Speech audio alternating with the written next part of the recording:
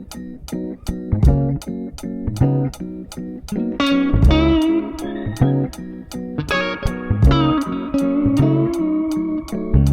Taurus, and welcome to your September 2024 horoscope. We start off the month on September 2nd with Uranus going retrograde. Uranus will be retrograde until January of 2025.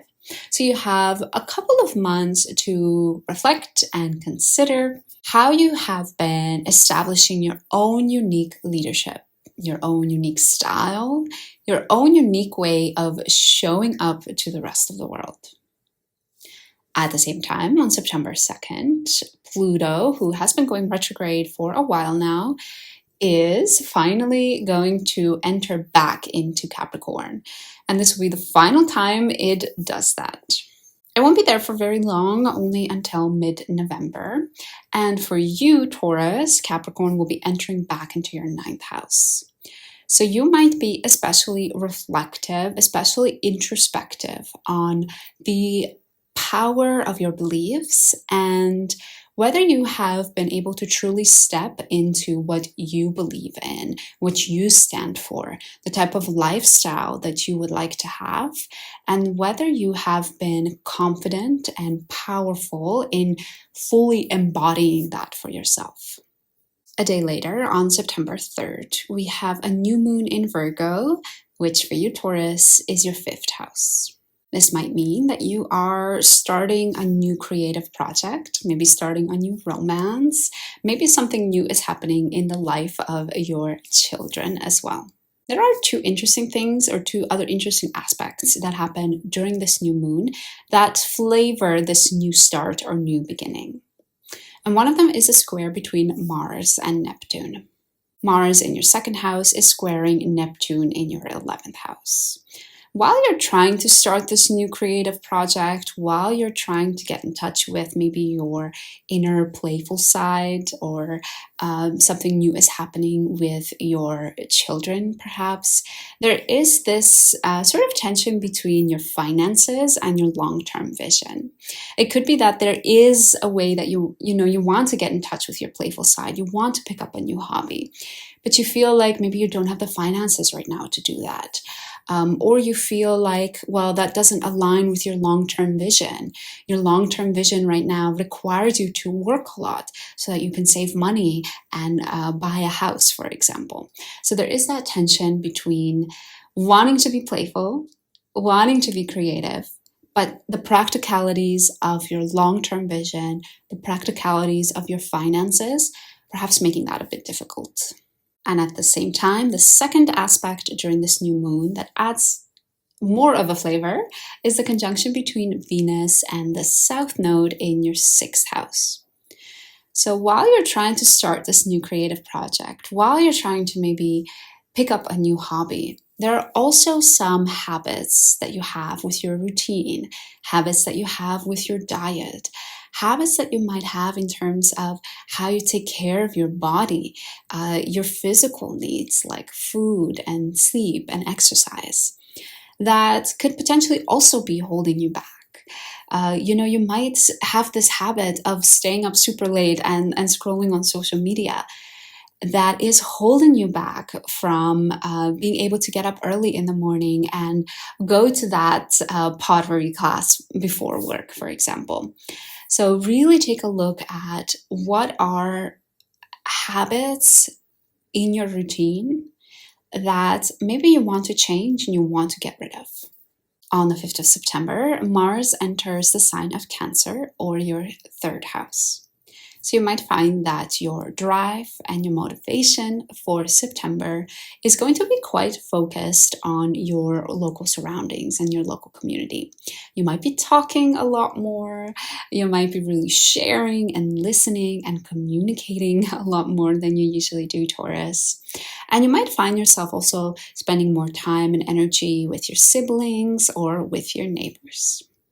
A little bit later, on September 8th, the Sun, who is still in your 5th house, is going to oppose Saturn in your 11th house. This is quite a quick transit, so it might not be much to worry about, but it might still feel quite intense. Saturn in your 11th house has been making you face the reality of your long-term goals and your long-term visions of life. Maybe you've been somebody that has been like, oh yeah, my long-term vision is to buy a house in the Bahamas. And Saturn in your 11th house for the last little while has been just facing you with reality after reality of how that might not be possible, how you might not have enough money, how immigration to the Bahamas is quite difficult, how you actually don't like your job, and you're thinking of quitting, but how are you, without an income, going to be able to get your house? Anyways, these are all just examples, but what you might find with this opposition between the Sun and Saturn is that there might be a sort of feeding of the ego, comforting of the ego that you get when you focus on your creative projects, when you focus on your hobbies, when you focus on having fun, you're hanging out with friends, you're going to parties. But that there's this friction, this really opposite type of feeling that you have some of the time, which is this feeling of being stuck in terms of where you're going in the next 5 to 10 years. And this contrast might be very, very apparent on this day. Just a couple of days later, the Sun moves a bit further in your 5th house to the point where it now squares Jupiter in your 2nd house. So again, because this is a square, you might find that, again, it's not the easiest path. It's not the easiest start to you getting in touch with your creativity, you spending more time on your hobbies. That first, we had the opposition with Saturn. Now we have the square with Jupiter. So this new start, this new ambition is not getting off the ground the way you had hoped it would. And on this day with the square with Jupiter in your house of finances, you might especially feel like perhaps your finances are holding you back from doing so. Perhaps you would rather spend your money somewhere else. Perhaps there is this very real need of spending your money to take care of your needs, to make sure you have food to eat, to make sure you can pay the rent. But at the same time, there's this tension between, well, I just want to have fun, or I just want to enjoy the time that I have today. So there might be that friction there with your finances. A couple of days later, on September 16th, Mars, who, remember, we said at the beginning of September, it entered your 3rd house. Now it's quite far into the 3rd house, and it ends up squaring the North and the South node. For you, Taurus, the North and the South node are currently in your 12th and 6th house. The nodes have been in your 12th and 6th house for the last year, and they're getting ready to exit. They're getting ready to move on into the next pair of signs quite soon. But now we're going to have the eclipses that will still further highlight. So this story of the 12th and 6th house axis is not over for you just yet, Taurus. On this day, when Mars is squaring the nodes, you might find that perhaps there's something happening with your neighbors or with your siblings that is asking you whether you have truly learned the stories of this nodal axis, whether you have really learned the stories that the North Node has been trying to teach you. The North Node has been asking you for the last year whether you can step away from the practicalities of real life, the practicalities of, well, I need to eat well, and I need to have a good diet and move my body and have a good routine, and whether you can balance that a little bit more with this idea that the physical parts of us are really just one small aspect of who we are as humans, that there is so much more, that there is so much more connecting us with others, compassion, all of the things that go beyond our body or things we can see. Maybe it sounds a little bit more spiritual, a little bit more woo-woo, but I do think that the North Node in your 12th house has been asking you to step away from these tangible things, find this sort of spiritual inclination within you. And now that Mars is squaring the North Node, it might be your neighbors or your siblings that are triggering this. Perhaps one of them is asking you, like, oh, what do you believe in? And you need to speak up about that. You need to share that with them. Perhaps you find yourself talking with people a lot more about these types of things, about what is the meaning of life, why do we take care of our bodies so much when eventually they deteriorate and die? Okay, all of this is getting into maybe some quite heavy topics, but this might especially be top of mind for you, Taurus. And then indeed, just a couple of days later, on the 18th, we have our eclipse. So we are officially in the second eclipse season of 2024. This is also the final eclipse season of 2024. This is a partial lunar eclipse, and it will be happening with the moon in the sign of Pisces, or your 11th house. A full moon might mean a type of revelation, a new knowledge, a new awareness coming to light in regards to your long-term vision. You might all of a sudden realize that actually you didn't want to buy a house in the Bahamas, that actually you didn't care about that was just a way that you thought, or a thing that you thought could give you a sense of security. And you finally realize getting that house will never solve that, because that's more of an internal thing that you need to cultivate within yourself. And again, this is just one example of what could be coming up for you during this lunar eclipse.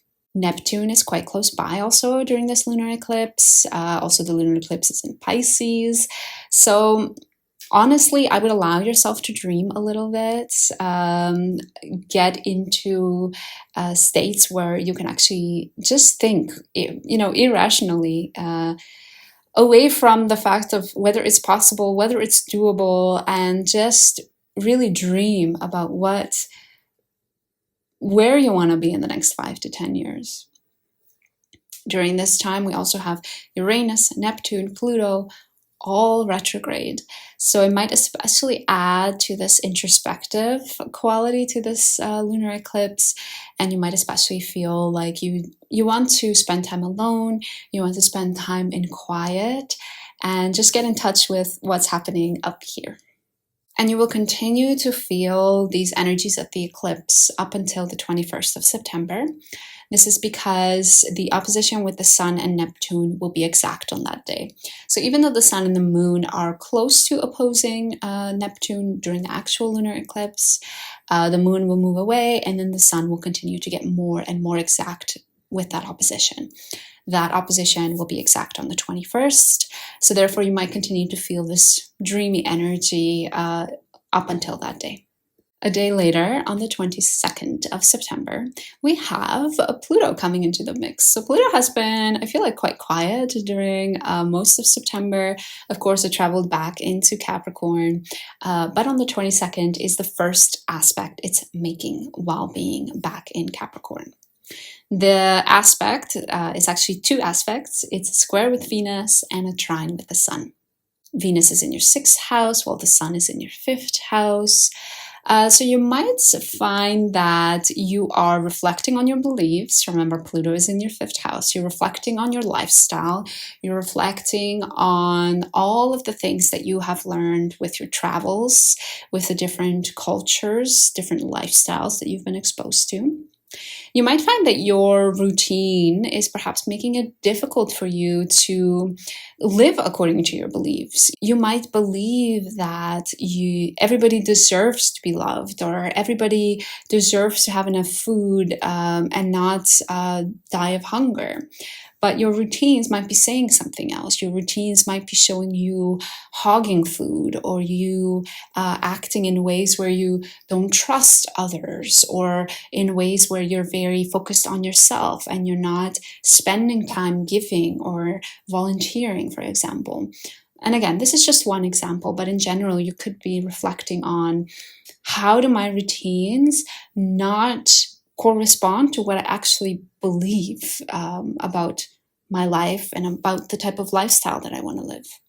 Because the Sun is in a nice aspect, or a trine with Pluto, you might find that your creative adventures, your hobbies, when you're having fun, you might find that then it's much easier to get into and more in line with your beliefs. You might find that when you are on holiday, when you are in that clay class or that pottery class, then you are able to access those beliefs or to really live by them much more authentically versus when you are in your routine, when you are focused on your physical needs. So use those creative moments, use those pleasureful moments to help you get in touch with those beliefs and see how you can also translate them to the parts of life where you're not having so much fun, or that you're doing them just because you need to take care of your body and feed it and move it. All right, just 2 more aspects to go, and then we can wrap up this horoscope. On September 29th, the Sun in your 6th house will be conjunct the South Node. So again, we are seeing this pattern of your routine coming into question again. And with the South Node, we're always talking about habits. We're talking about things that feel easy, come easy to us because we've been doing them forever. And it's what we know. But we want to break out of them. They're not things that are benefiting us anymore. We want to do things differently. And you might especially find that these are habits around your routine, around the way you're eating, around the way you're moving your body, perhaps around your sleeping schedule or your physical routine, your physical hygiene. And you might find during this day that your ego gets fed. Your ego likes it when you perform those habits. It feels good when you act in these ways that feel comfortable to you. But hopefully you can use this day to just reflect on, okay, what is that habit?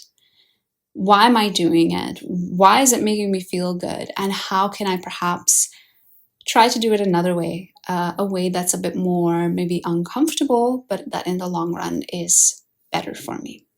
And finally, we close off the month on September 30th with a trine between Saturn and Mars. So Mars in your 3rd house and Saturn in your 11th. Because this is a supportive aspect, you might find that your neighbors or your siblings are somehow helping you with getting to the long-term vision you have for yourself in the next 5 to 10 years.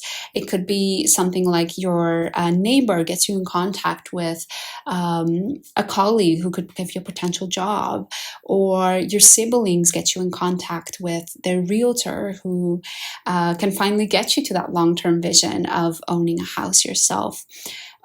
You might find that you end up speaking just the right words to somebody or saying just the right thing to somebody, and again, being able to be connected and directed towards where you eventually want to be going, being able to be helped in your long-term vision so that you don't have to achieve it on your own. So overall, Taurus, quite a lot of focus for you this month on finding moments of pleasure, moments that you can relax and express your creativity, and also a lot of focus on your long-term vision, where you're going, where do you want to be going? Do you need to shift some sort of goals that you might have had for yourself that no longer apply? And then, of course, there might be some old habits when it comes to your routine, your diet, your exercise, that you're also trying to address and also trying to improve for yourself. So overall, sounds like a lot of things happening, but a lot of nice opportunities to continue to become a better person for yourself. So I hope you enjoy it, Taurus. I hope you enjoy September, enjoy eclipse season. Thank you. For 1,000 subscribers, we did it. I think we achieved that last month in August. So thank you to everyone who has subscribed. Rosie Roses 85, you won the 1,000 subscriber giveaway. So you can go to the community tab and reach out to me there so that you can claim your free reading. I hope to see you again soon, Taurus.